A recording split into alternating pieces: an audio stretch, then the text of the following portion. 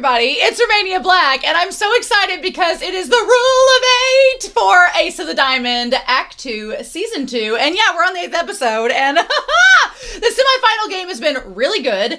I am very excited. As you all know, 8 is my lucky number, and I have my theory, the Rule of 8, the 8th episode of but I don't know, it's usually the 8th episode of like an 11 to 13 episode core is one of the best episodes in the core, but last episode was really freaking good, and I don't know if we're just getting, 13 episodes. I don't know if we're getting that. I don't know if it's going to keep going or not. I don't know that yet, so we're just going to have to wait and find out, but I was like, I'm wearing my Sato jersey today because I want to support Sawamura and my boys who are doing so good in this game so far. It's still 0-0, but the tension is palpable, y'all. It is palpable. With that being said, there are some comments I want to get to before we start episode 8 here. Zero Anti-Zero from way back in episode 5 said, I'm not really a Raichi and Sonata shipper because Raichi's like a baseball monk to me, and it's hard to ship him with anyone. But Sonata is definitely staying in that family as an adopted son. There is no escape for him. No, that is entirely true. I do feel kind of weird shipping Raichi with Sonata because Raichi does not describe me. Raichi has a very asexual vibe to me. Raichi does not describe to me as being romantic. Raichi's just in it for baseball. He is a baseball monk. But I do kind of like him and Sonata being in this perpetual, never-ending platonic relationship. And yeah, Sonata he's done. He is going to be in the Raichi, he is going to be in the Todoroki household whether he likes it or not. So, but hopefully they let him keep his last name. Because it's so cool, right? But anyway, that was a good comment. And then the rest of these are for episode 7. Shimuyama says, I like Takami too, and I agree with your analysis where Amahisa is a poetry genius and Takami handles him well. And obviously, Itsuki, Miyuki, and Masu would be horrible for Amahisa. Harada may do better than them. I'm not sure about Inui. Perhaps he'd be either 100% or 0%. I hadn't even thought of Inui. Inui would be interesting. I feel like Inui could probably handle him because he can handle, Mirai. He can handle him. But I don't know. Harada would probably be all right. Harada and Takami have both like a chill vibe to them. I don't know. My bangs are being awful today. Anyway. But yeah, to go along with that, Kelsey has a comment later on to tie in with the catcher and battery situation. But I thought that was really good to note. I hadn't even thought of Inui. Inui would be like absolutely would work or would not work at all. Nick558 for episode 7 says, this episode fed into my random crack ship of Mochi and Kosei. They're glaring at one another and everything. Give me a slow burn fanfic, y'all. I support all ships, so all ships are valid. So I'm here for the crack ship of Mochi and Kosei. Get that enemies to lovers. Miyuki would die. Miyuki would be like, really? I just got him away from Sawamura, and now you, Mochi, you traitor. And then Rio has the mafia come after him.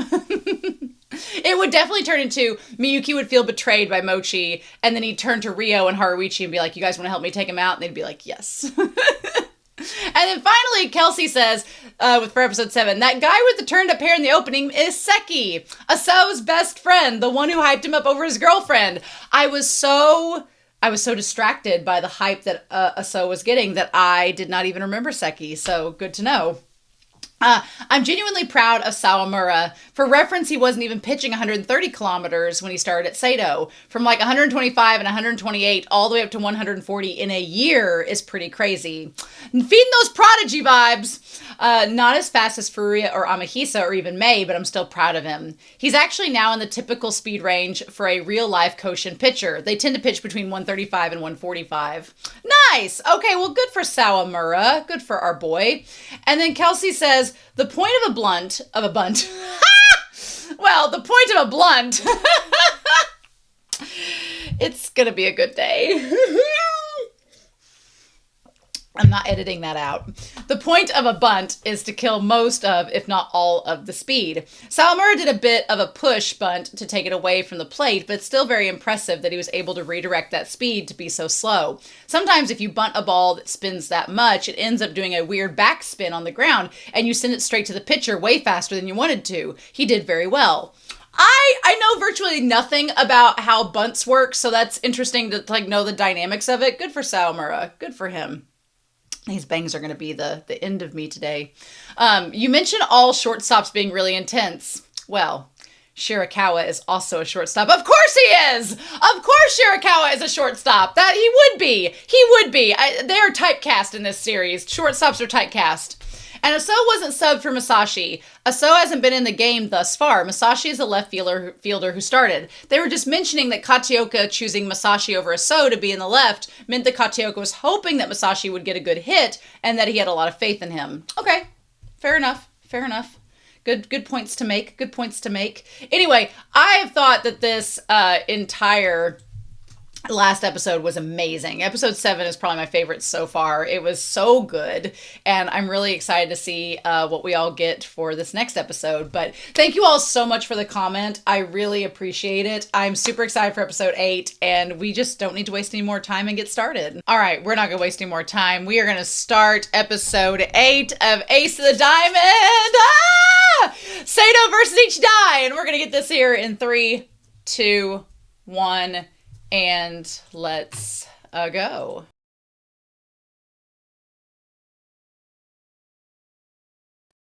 Well, I don't know.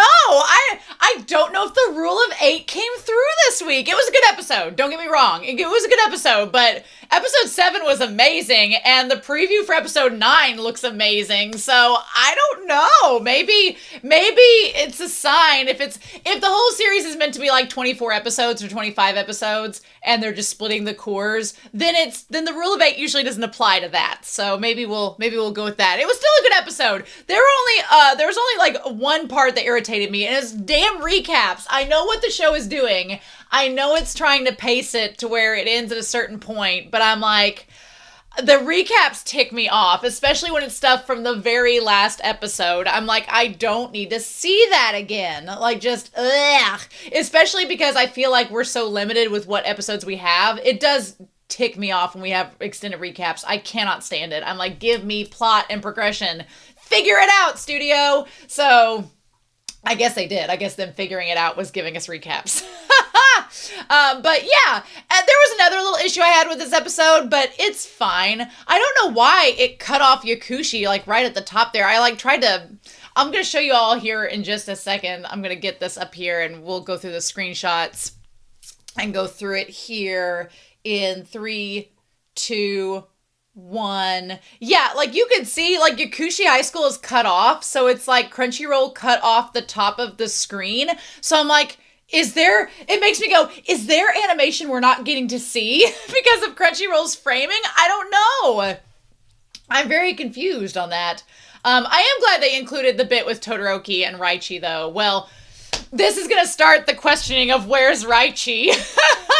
Because we don't see, I don't remember, if the translation in the manga said that Raichi was with somebody training him or if he was seeing somebody. We know how it ends in the manga, and I don't really want to spoil and give that away in case if people have not gotten to that point in the manga yet. But I will say, from this moment on, we started a giant campaign of asking where was Raichi because we couldn't see him. At least we see Sonata going to watch the game and seeing how it was. I always did like the idea of Raichi going to watch the game because at the end of their own match, I feel like Raichi was so focused on trying to keep it together for Raichi. I feel like Sonata was trying so hard to keep it together for Raichi and for his team that he wasn't able to properly digest and properly like move through and get resolution with his own feelings about their loss in the game. So I felt like it was good for him to go and watch Sato versus Ichidai to kind of process and be able to work through some of his emotions regarding that. So I'm glad we get to see it. And I'm glad we find out that Akiba is going to be the captain next year. Raichi was definitely not going to be captain. Hell no. Hell no, Raichi was not going to be captain. No. And I'm glad that Akiba's a good choice. He really is. He looks like he's got it together. And they're like, what about Mishima? And he's like, I need Mishima to become, because yeah, he was going to be a quadruple threat. He was going to be like captain, ace, cleanup, and something else. And yeah, and then maybe outfit. What else was going to be like? And then Oh, Todoroki's like, no, he needs to focus on being a better pitcher, which honestly, fair, because they don't have a lot of good pitchers on Yakushi's team. I mean, Raichi can pitch, but that is not his specialty. And after Sonata, they've got their one pitcher, and he's fine, but they need to work on gearing that up. I feel for Raichi. I really do. Especially, these guys are all like, well, it wasn't Raichi's entire fault that we lost. There's all these other things at work. His error just sealed the loss, but I feel bad for Raichi. I hope that we get to see him by the end of, it's not going to be before the end of this core, but hopefully by the end of maybe this season or the second core, whatever. We'll see how much we get through. But again, they didn't have to show this again. They really did. Here's my thing. They had, as far as recaps go, let's trace how long it was, because this frustrated me a little hot second. It started at 3 minutes. So 3 minutes up to, granted, there was just 5 seconds there. Okay, that's fine. And then they ask what Sonata is up to. And so I love that Todoroki has so much faith that Sonata is going to get picked for a team, and he hopes that he doesn't quit baseball because of the loss, which you would hope that, even though it is a massive loss, you would hope that that wouldn't, deter you from playing in the future. But anyway, so we get into this episode. How long is this damn... I'm going to just... The Mentality of the Ace is a great title for this episode. We're going to talk about what that means. But this, let's say it starts at 3:30 is the recap. It goes until it's like a 4-minute recap. No. Yeah, it's literally about, it's 3 minutes. It's a 3-minute recap. And I'm like, which is fine, but I'm just like, I didn't need the 3 minutes. We could have used that for something else. You could have built up to a different cliffhanger. Whatever. That keeps it from being the rule of 8 for me. I was like, that just keeps it. And there were some weird, I'm just going to say it, there were some weird animation moments in this episode. I was expecting for the rule of 8 for this to be like an awesome episode, and it was really good. It just was not as good as episode 7, and the preview for episode 9 looks amazing. So I was like, I was expecting a little more, but it's okay. This was a good episode. I'm not going to be mad at it. We're at the top of the 4th. I think the theme of the episode is what really saves it for me, because the Mentality of the Ace, we have 2 aces. We have Sawamura and we have Kosei, and the way that they are handling, it really is, there's a moment of, I always think back to this moment on Drag Race. So in that series, it's a competitive reality show, but in that series, they have different challenges, right? It's like they do different tasks, like so they may have a design challenge or an acting challenge or whatever. And one of the challenges they have usually every season is a roast or a comedy challenge. And the order is always it always causes drama. Like, what order is things going to go in? And a lot of queens on that show get really upset or frustrated or anxiety ridden because they're like, oh my gosh, I'm first to open for the show, and what's it going to do setting the tone, or I'm last and I have to end the whole roast, and how am I going to end on a good note, or I'm going after this person and whatever. And on the latest season, one of the drag queens said, it doesn't matter what order you go in. What matters is, what do you do and how do you mentally handle the order that you go in? And I know it sounds like it's not related to this at all, but it really is, because in this game, we have Ichidai scoring first in the 4th inning. It doesn't matter who scores first. I mean, it does matter who scores first, especially if you were tied, let's say, to the 9th inning, then it would matter. But it doesn't necessarily matter who scores first. What matters is the mentality around that scoring. So Sawamura and Amahisa handle that mentality very differently in this episode, because when we have Mori here, Sawamura going up again, and Sawamura is doing a great job. He's on his game. Him and Miyuki are in sync. They are lining up, ready to go on a world tour boy band style. They are doing it really, really good. And they're handling it very well. I didn't realize what Sasaki looked like without his helmet. He looks like Shadow the Hedgehog. He looks great. And then Oshida's terrifying. He's literally the Terminator. But yeah, so them all coming up, they have some major contenders up to bat. And this episode kind of bookends Sawamura handling the major contenders and Amahisa handling the major contenders. Because Sawamura handles it we've got to do this and we're going to win. And this is the mentality that I have to take them on. And I'm not going to let the pressure of them get to me. I'm going to work with Miyuki and we're going to do this the right way. Like, they're so lined up. It's great. I also will talk about Chris. We'll talk about Chris and we'll talk about Rio and all of this. But also, okay, I will say this. There was some wonky animation, but they made up for it with some of these shots. Like that shot right there of him throwing from that angle, that looks great. That was a great shot. And there was another shot of like from behind. They did really good with those. I was like, we used all our budget and time on this one moment. And then we didn't have any for the next. But yeah, nice pitch. Miyuki's, I love that Miyuki gets happy and excited. He's like, good job. And Sawamura's like, I'm gonna get it. Usually when Sawamura is super happy, Miyuki's like kind of more like serious. And then when it reverses, it's really cute. And his little blush that he does, I don't think we'll get to it yet, but it's really good. And yeah, they're talking about how much he's improved since last year. He's not being reckless with his energy. He's actually like getting it, and it's really nice. And Yuki just gets lit on fire. Yuki's like getting hyper excited. He's like, I want to go down there and hit all the baseballs right now. Love that. But yeah, Miyuki's really excited. And then he ends up getting him out. And Amahisa gives credit where credit's due. Hoshida looks terrifying there. Oh my god. He looks terrifying. I loved seeing Hoshida get out. Like that was, here's the thing. This animation was weird. It's like, it just goes past Zono and like nothing happens. He just turns and there's not even like animation of him running. It's weird. It's a weird animation thing. It's just very noticeable and I didn't like it, but it's okay. It's all right. I do think though, with the mentality, we're going to talk about this with Amahisa and his crew, but Sawamura, they had that error. Sawamura kept his head above water and was like, okay, Zono, it's going to be fine. We're going to get through it. And Sawamura has so much confidence in his team, but also confidence in himself.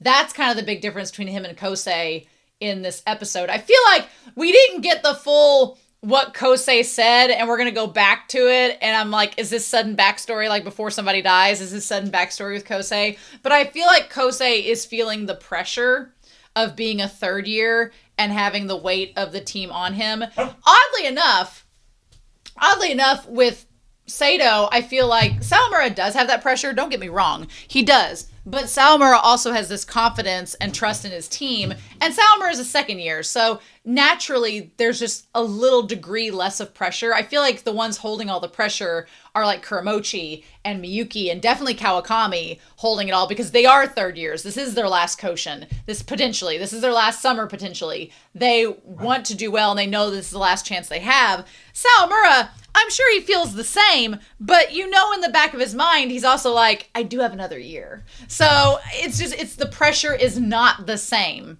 And it's a different vibe. Rio's face whenever Zono made that mistake, and Rio's like, that's a big mistake. Rio, if he had been on the ground, he would have been like, what did you just do, Zono? Like Rio, that is literally like mob boss style looks where he's like, I will murder him. I'm like, Zono, do not sleep with your eyes closed.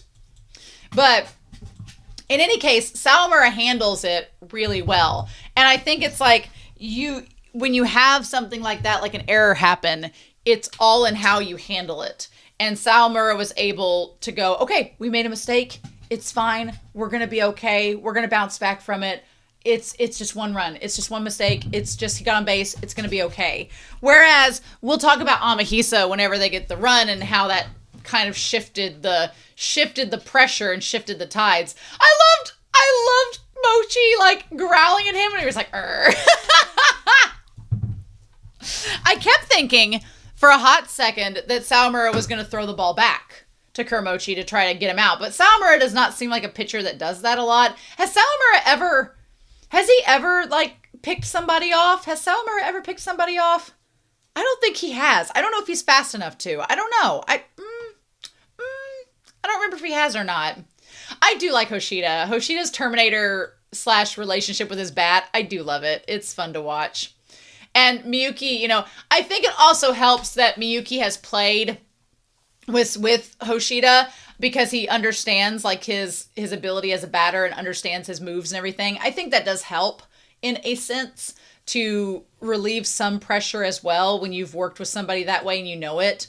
And I love Chris calling out how Sawamura is not the only one who's grown. It's also Miyuki. Miyuki is also grown as a catcher. And I love that Chris gives him credit where credit's due.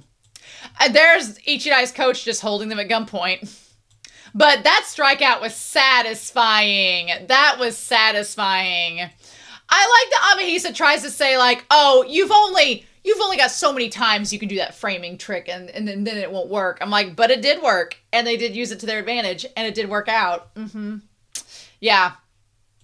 This was such a good... I just love Yuki still on fire throughout the whole thing. It's great.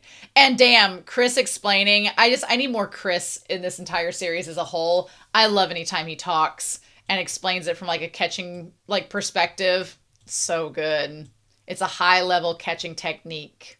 It's not just the pitchers who are always evolving. Ah! Seeing our battery evolve in real time is so good. I love it. Yes. And then Kosei's like, well, you can only do that like 2 or 3 times in the game. It's He's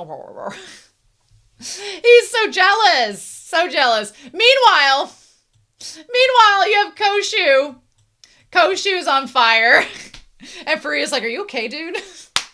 I love what Furuya said. He's like, I don't think I'm pitching this game. We're going to talk about that. We're going to talk about that as we get there, when we get to it. But, Sawamura, he just did so well. I loved him in this. Yes. That's the kind of ace I want to be. So he says someone can clear the mistakes off the ledger. It's us pitchers. I love that. I love Sawamura being like, look, if my teammates make a mistake. I love that Sawamura kind of understands the kind of symbiotic relationship that the entire team has in baseball. Because he's saying, if I make a mistake, then I know my team is going to back me up and they're going to help make up for the deficit. He's like, I know I can rely on them. He's like, but if my team makes a mistake, then it's my job as the ace to clear the ledger and just have us start back and make it to where they don't have to worry about making mistakes because it's on me. I got this. And I love Sawamura saying, being like, I want to be the one they can rely on to clear the ledger. Oh, it's so good. Yes. Oh, 2 outs. Yep. I love how focused him and Miyuki are. They look so good there. And then I love his grandpa and his mom are like, oh yeah. And then look at him. Look at him from his middle school days. He doesn't look that different, but he looks so cute there. She's like, he's as reliable as he was back then. And then we see Ray is here. Nice. And her saying his present takes over the entire stadium. This shot here where Yuki looks over and Chris is like, hands are shaking. That one little gesture. That one little gesture is so good. Like just how proud Chris is of Sawamura, because like he saw Sawamura like his freshest days, but like just, you can tell Chris wants to catch for him. You can tell Chris wants to catch for Sawamura so badly and he can't. It's like, and Yuki gets it. Yuki's like, you want to catch for him right now, don't you? I love that. Meanwhile, Furuya's like, damn it, I'm not going to be able to pitch today, am I? And Koshu's like, laser focused in. He's like, today might not be my day. I did feel for Kawakami. There was a part of me that whenever Ichidai scored the run and Sawamura looked like he was like kind of down for a hot second, I felt like I wanted Kawakami to like speak up and be like, come on, Sawamura, you got this. But Nori is in his own mind right now. And I don't blame him for not speaking up. I don't blame him for not cheering. Like, he's frustrated. He's mad he doesn't get to play. Like, I get it. I could see why Nori is just, he feels like all this pressure is being put on Sawamura because of him. And it's like, no, it's not just because of you. It's because it's the freaking semifinals and Sawamura wants to prove stuff. So, Sasaki and Adachi, both model worthy. on Ichidai's team. I was like, oh, we had Sonata show up. We had Kosei here. We've got Pretty Boy Miyuki. We've got Sasaki. We've got Adachi. Like, models everywhere. Like, he looks great. Seeing him without the helmet, I didn't recognize his, like, spiky hedgehog hair. But yeah, so Sasaki manages... I liked his voice, too. He sounded like a high school student. Some of the voice actors, I'm like, you are not 18. But Sasaki's voice actor did sound like it. Who is his voice actor? Actually, let's find out. Sasaki, Ace of the Diamond, VA. I want Sasaki for Ichidai. I've got to like specify who I'm wanting. Who is Sato versus Ichidai? I need to get the cast. Who are them? Okay, Sasaki. Who is it? It was for Ichidai is Sasaki Shinsuke. I need his voice actor, so I gotta go on here. Sasaki Shinsuke. Who plays him? Oh, there's a Shinsuke. All right, who voices him? I want to know. Let me see who. I don't know if is there a VA list for him?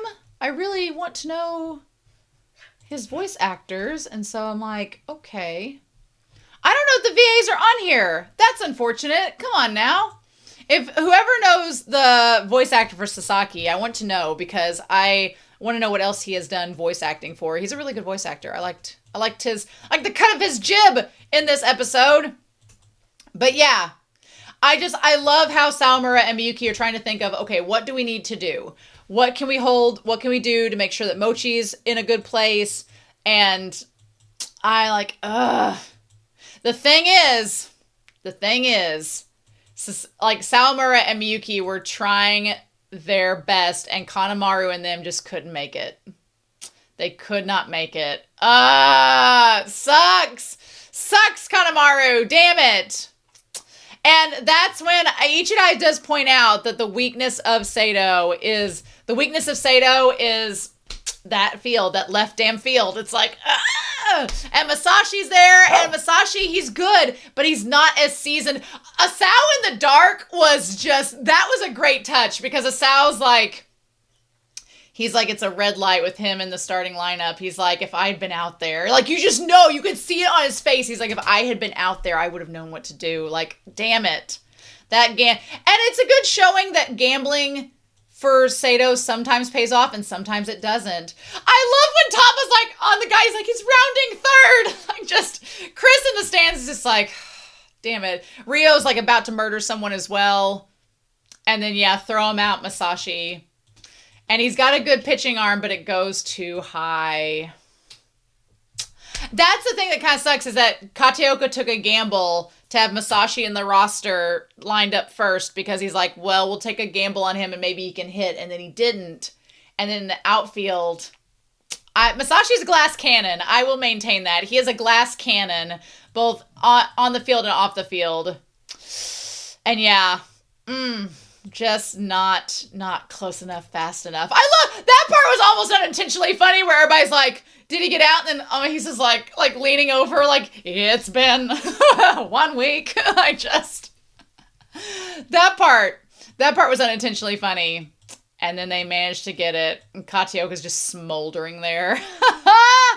So yeah, damn. Ichidai's on the board first. It's just so frustrating.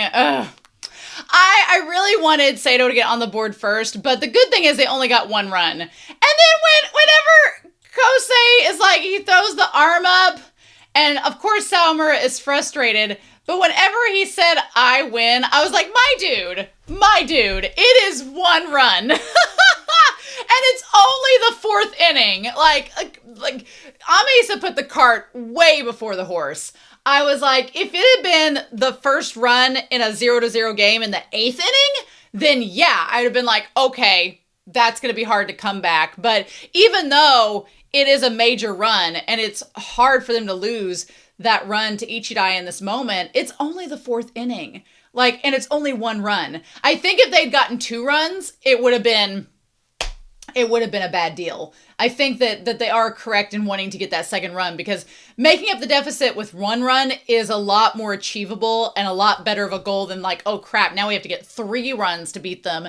Getting 2, now you got momentum. Now you've got them something. You got them fired up and you're like, okay, now we have drive. When the game's at 0-0, there's that tension there to score first. But like Miyuki talks about, once that tension breaks, it's like, it wasn't Miyuki talking about it, but once that tension breaks, then it's like the floodgates have opened and everybody's going to be fighting for it. But yeah, I think Kosei saying I win at this early, I was like, dude.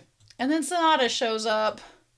Sonata like coming here and looking like, look at his little eyes. Like, Sonata, sweetheart. So yeah, we got everybody lined up that one run. So yeah, Adachi gets up, but this is the difference. Like, I love that everybody's like, okay, don't lose your head. It's okay. Yui's over here like, it's going to be okay. But Sawamura is much different than he was last season. Totally different. And Kawakami, I wanted Kawakami to stand up and say something, but of course he feels guilty and like he's put extra pressure on Sawamura and that he can't be there as support. It's just up to him and Furuya. So I can understand why Kawakami didn't want to say anything in that moment.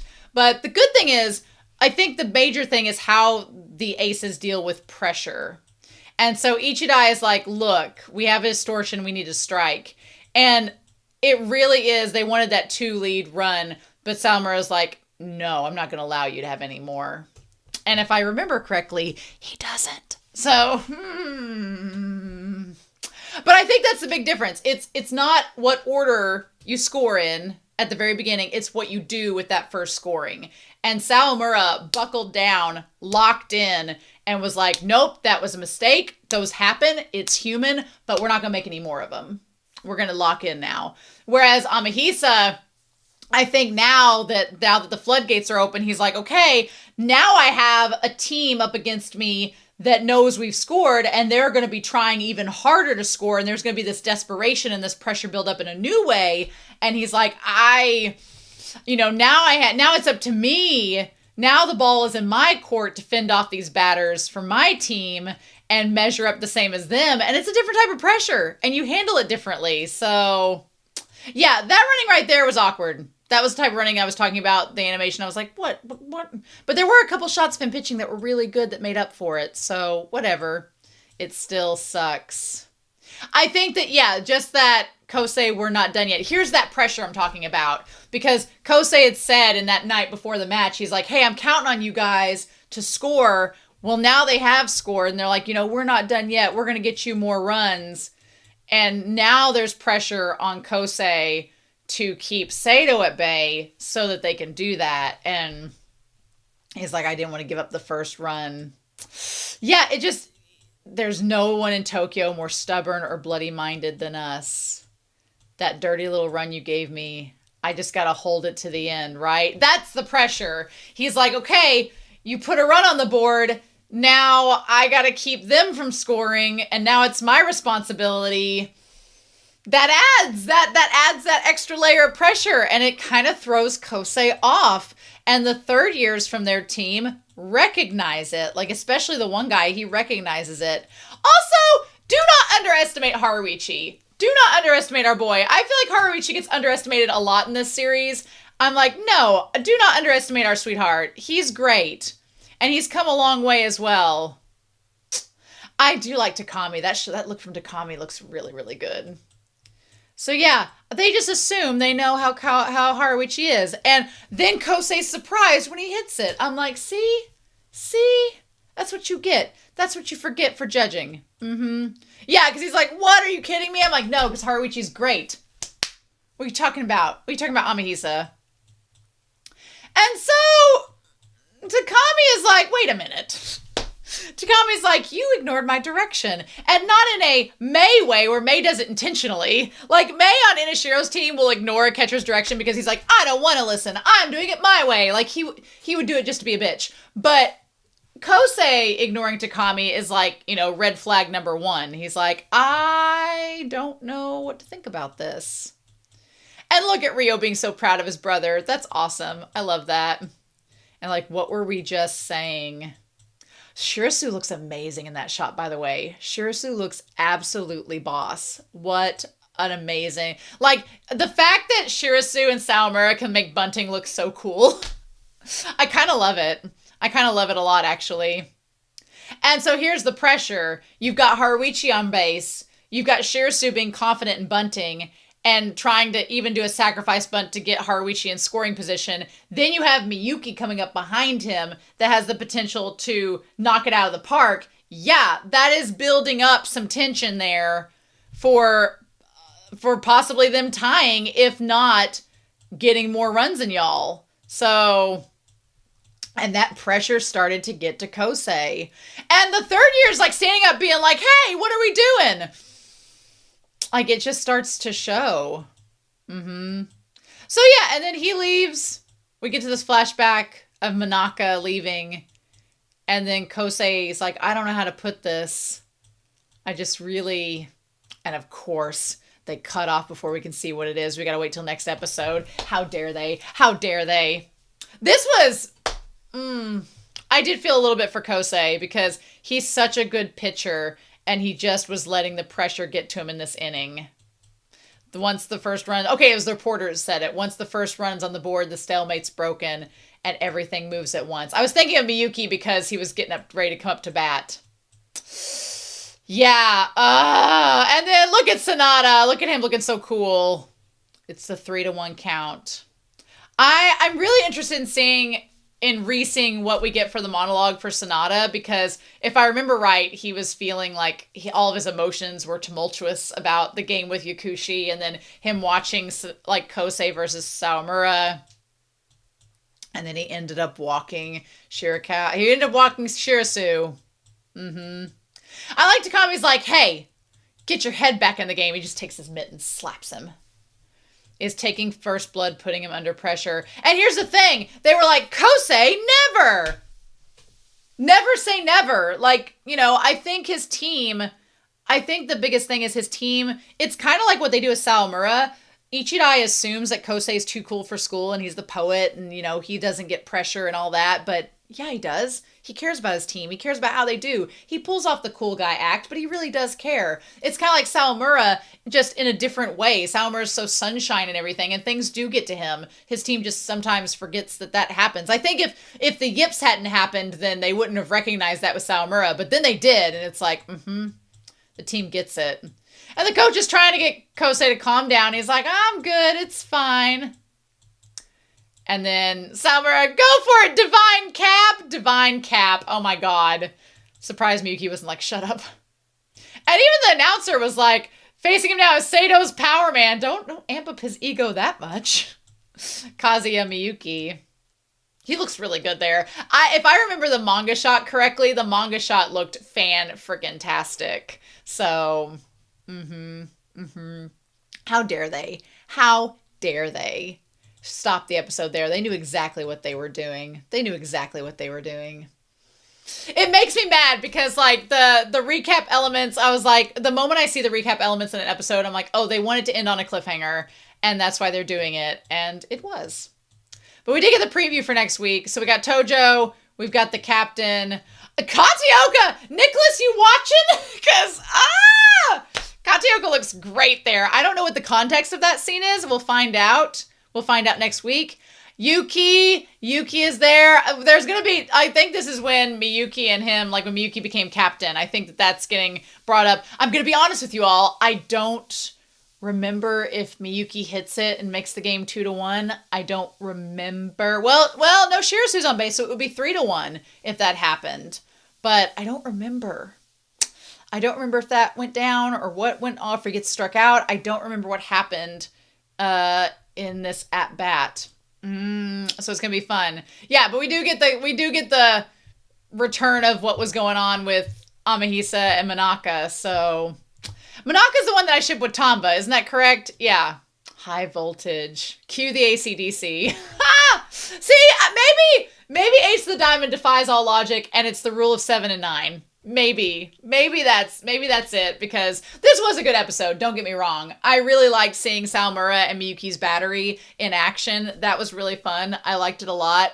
And I liked seeing Amahisa sweat a little bit. our genius poet having a little bit of a writer's block, as it would be. But I think episode 7 was still better, but this wasn't a bad episode. Not at all. But I am excited for episode 9. I'm very excited for episode 9, so... Indeed! But anyway, I'm also excited to hear your thoughts down below of what you thought of this episode. I hope you all have a wonderful week. Please stay safe, take care, and yeah, I'll be back very soon with episode 9 of Act 2, Season 2 of Ace of the Diamond, and I'll see you then. Bye!